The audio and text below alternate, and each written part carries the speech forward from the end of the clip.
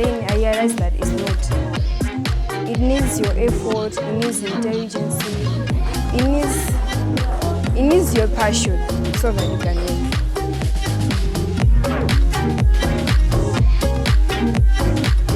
Table tennis has been there and they have been doing good, but unfortunately there was a breakout somewhere that demotivates the athletes. But now, from where we picked it up, is improving. And definitely in future, it will be more better than this. These kids, they have potential because table tennis is a sport that keep them together. And the possibility of them in future will be very good because they have been training and they have been participating in other international games.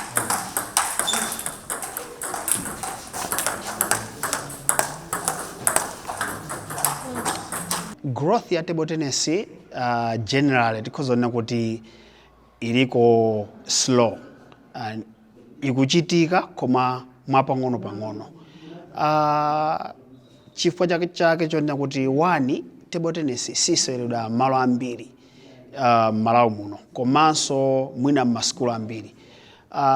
Zinakhala kuti table tennis imaseweredwa m'masukulu onse mwina tinakathandizika kuti growth yake inakhala kuti ikuthamangirapo, koma vuto ndilonena kuti tili ndi ma centers ochepa chabe komwe kuli equipment makamaka ku nkhani ya matebulo kuti ana azisewera.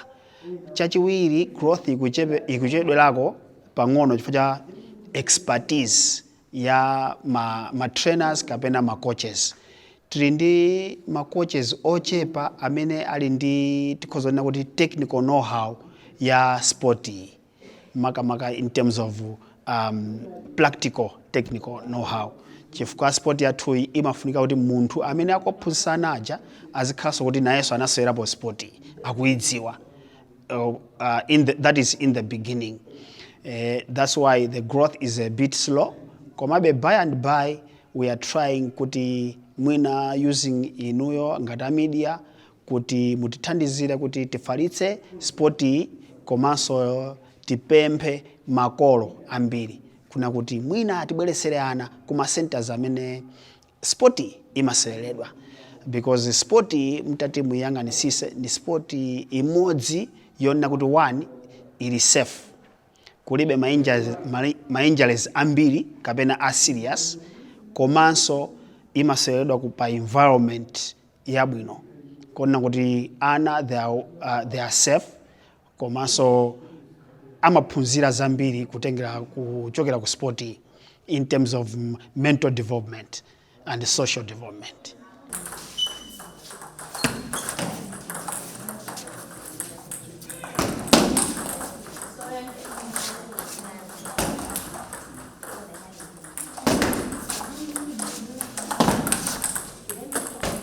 Like last year, they participated in Namibia. They are good. What we need is to expose them. So if we expose them, definitely there's potential in them. They are eager. They are willing.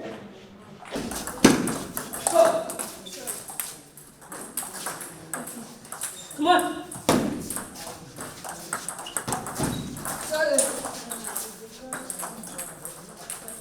Come on, tonight.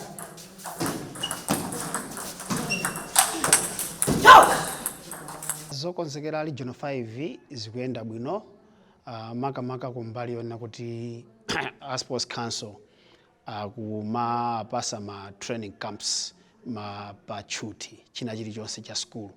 So ndi program ngati imeneyo zikuthandizira kuna kuti development yao in terms of ma skills akhale ngati akupita patsogolo mofulumirirapo. Nde tikhozoona kuti zimenezi zikutithandizira ifeyo ngati a Table Tennis Association kuti apart from trainings amene timakhala nawo ma region, apapa anawo onse akumabwera pamodzi kuchokera ku Northern Region, kumwera akumabwera pamodzi, ndikukhala limodzi nkuona kuti tipange motani kuti ma skills awo apiteko patsogolo.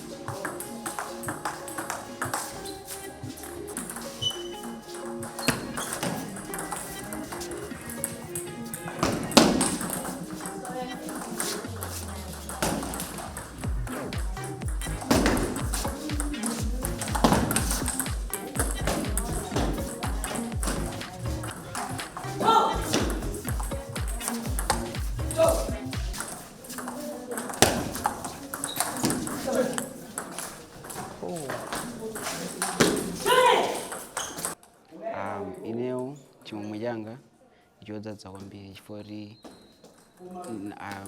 I'm like carrying a flag of Malawi mmene tikupita ku Mozambique chifukwa kumene tikayimira ngati Malawi kuti tikapange compete ndi mayiko anzathu pamene tikapanga compete tikukapanga ndi cholinga choti tikabwere ndi ma medals.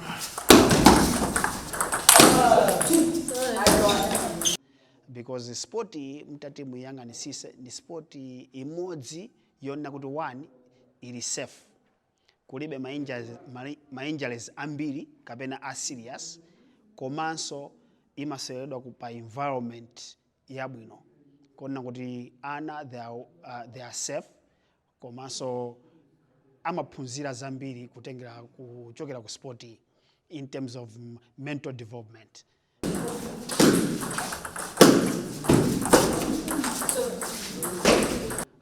Mene tukonzekeramu tikuona ndithu kuti pali zambiri zomwe zili ngati ma challenging factors, koma ifeyo ngati ma coach mothandizidwa ndi association komanso our mother body imene ili sports council akuyesesa magulu onsewa akuyesesa kuti ma challenges amene wawa tiyapange overcome.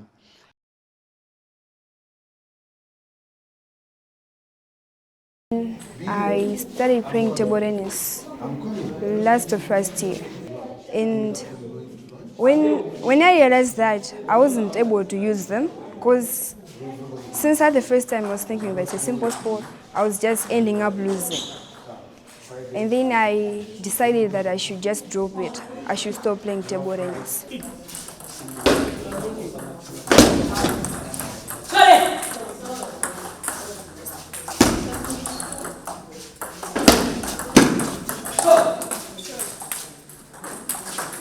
Table tennis ndamba kusewera last year. Namba osewera last year, kampu yoyambirira kwenikweni. I was selected kuti ndikapangina participate yopita Namibia, but unfortunately sinapite now since nali nthawi class ya mayeso. Nde I was asked kuti ndipangidwe replace ndi nzanga ndamene panga replace anapita. Then this coming camp andipangaso select ineyo nthawi imene ananena kuti apange replace sinapange give up kuti basi kuti this is the end of table tennis. Nana kuti I should continue on working hard kumapanga training chani, then ababa napeza kuti mwayo ujaso ubwera soka chikenaso araniso wapezeka.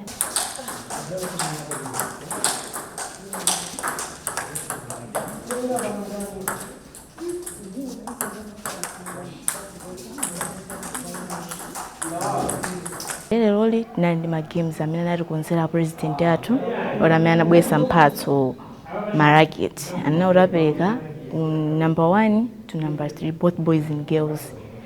Unfortunately sinapange perform bwino, komano it doesn't mean kuti this is the end. Still more games they are still coming. Nde ineyo pandika table tennis pambira nikaiona like kuti nali ovura, komano kumapira naona table tennis ndi abwino. Of course Malawi kunoko kunalibe player like kuti ambiri osa table tennis compared to now, pano pa ma player table tennis pano pa ndi ambiri compared kale. So pano competition it's very high. So pano wina lesa kwena uri apange work hard kuti cholinga choti apangidwe select.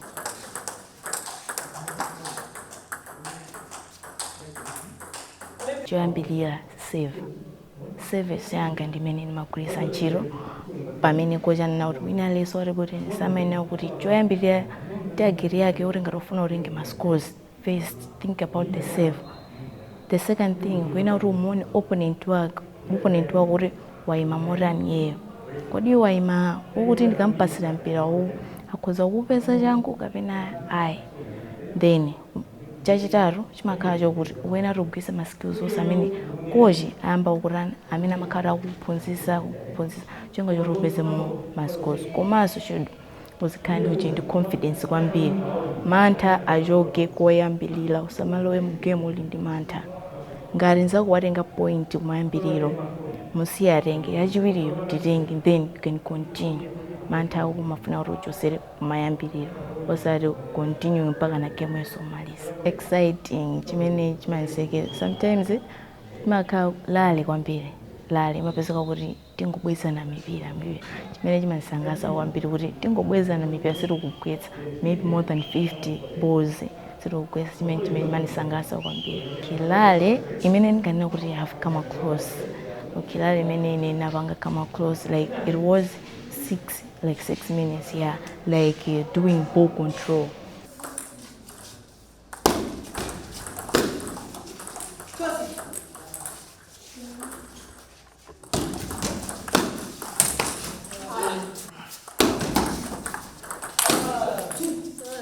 Was ndine Alex Banda nafuma kumzuzu naitanidwa ni kampu iyi kuti zasewere magemu nde tikusewera magemu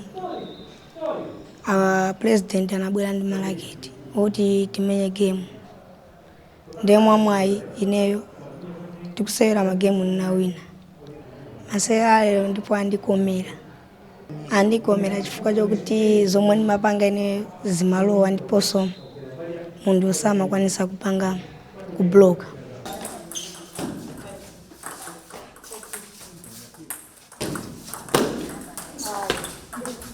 Makolo anga amanilimbikitsa kuti nzipita ku training ndiponso nzilimbikiraso zonse.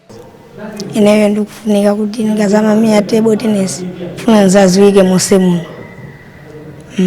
Masipina amanisangalatsa chifukwa kuti munthu akakupasira ngati long ball yoyo umangotembenuka nungonyamula.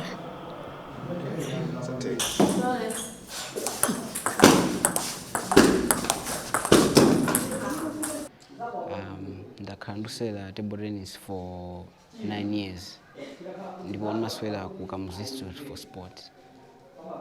Table tennis naisankha chifukwa ndi sport imene ilibe mainjuries ambiri because timasewera osati ngati pa ground imene amayizira ngati football kuti adziweza miyendo ndikumapeza mainjuries amabondo chanchani. Komano ife table tennis tikamasewera za smart kuti munthu sumavulala pafupi.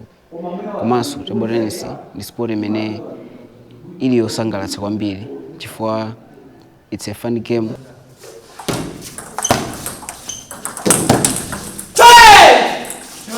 Like ndikamasewera ndi ma players ansanga ndimayesa kwambiri machopu ndamene amakhala ngati kuti ukapanga mwamphamvu kwambiri nzakocha amakanika kubweza. Nde ma players ambiri amene ndimakondosewera nawo ndimakondoweza machopu foti amakanika kubweza. Nde ndi njira imodzi imene ndimapangira ma points ambiri komanso ndi imene ndimakondowinira kwambiri. Table tennis chimene chimandisangalatsa kwambiri ndi sport mwene ndanena kuti ndi sport ya smart supeza mainjuries ambiri. Ndi chimodzi so chimene chimandisangalatsa komanso tikamasewera sikuti timakhala ndi ma tempers kuti tidzigwirana ndi munthu chifukwa kuti ndi sport imene mapangaso kwambiri happiness ya munthu. Ndapambana pa number 3 imwe ndalandira lageti. Ma skills amene ndimayuza monga momwe ndanena kuti ndimayuza machopu anthu amene ambiri amakanika kubweza. Ndipo ndilosangalala kwambiri kuti ndapeza lageti imene ndidziuza pa ma trainings komanso pamene tipite kunja kukasewera ma games.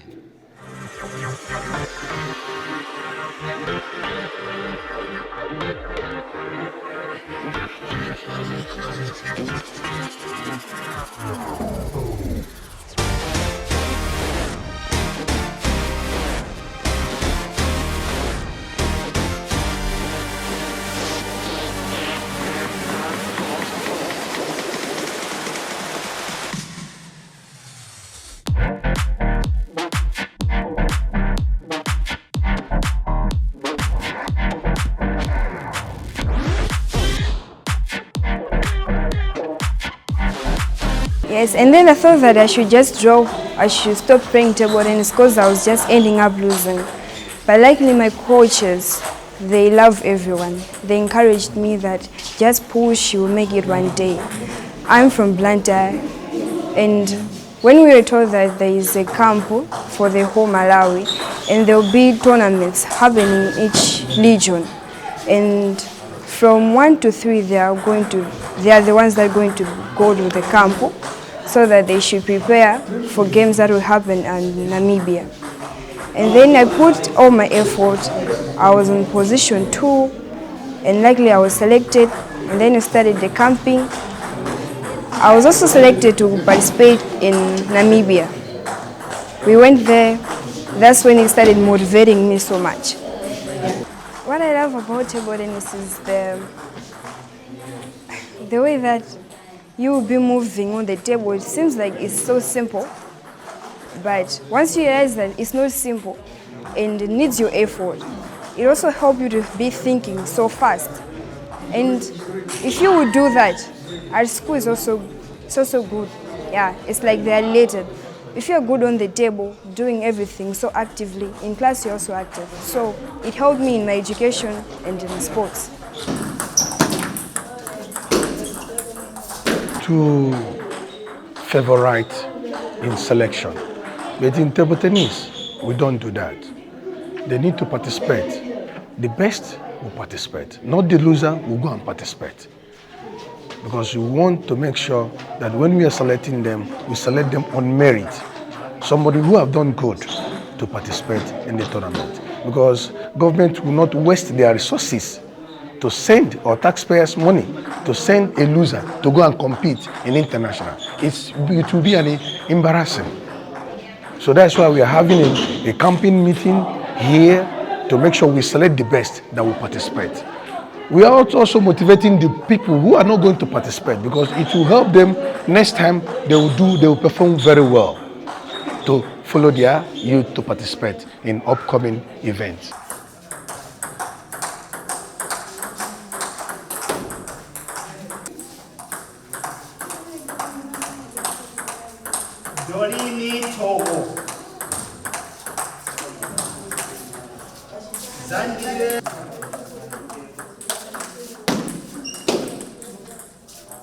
Lelo tinali ndi event yona kuti timafuna kuti tipange appreciate my efforts amene ana athu table tennis akupanga by awarding them with some equipment.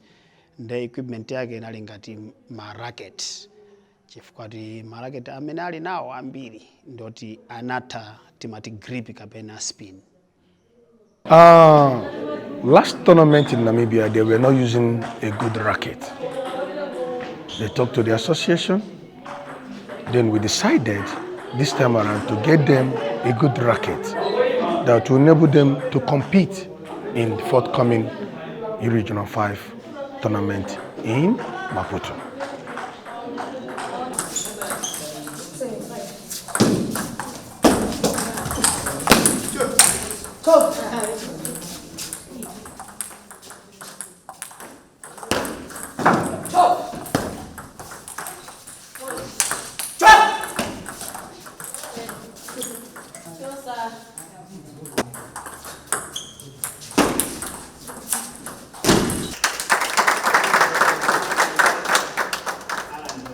The other challenge imene ikumati pezekera kwambiri nchona kuti ifeyo as a team tilibe exposure yambiri. Kuna kuti mwina takaserako ma games out of this country with another country. Omwe tikakumane nawonso kuti ku African Union Sports Games ku Region 5. Tinakhala ndi exposure ngati imeneyo. We know some of the challenges imene tili nayo kwa anawa makamaka yona kuti maybe there is a fear factor when they meet my opponents. Bwezi ikuchoka pang'ono pang'ono.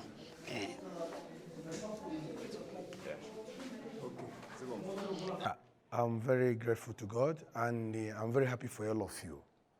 Those who did not win this time will win next time.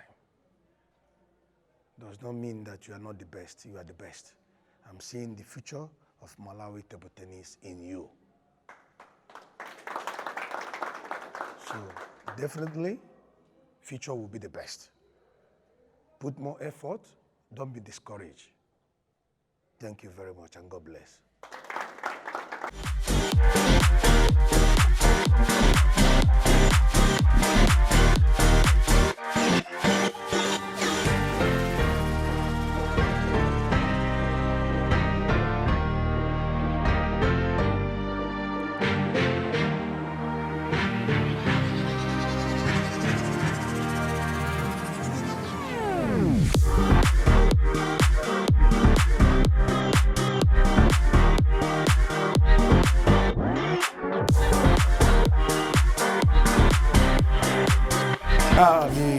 I have to thank the Almighty God and also the Malawi Government through Sports Council for the effort they have been putting, and also Malawi Olympic Committee through the President of Honorable Japi Muhango.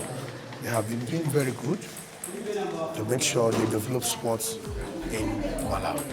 So I would like these both two stakeholders to invest because we are lacking equipment and other resources.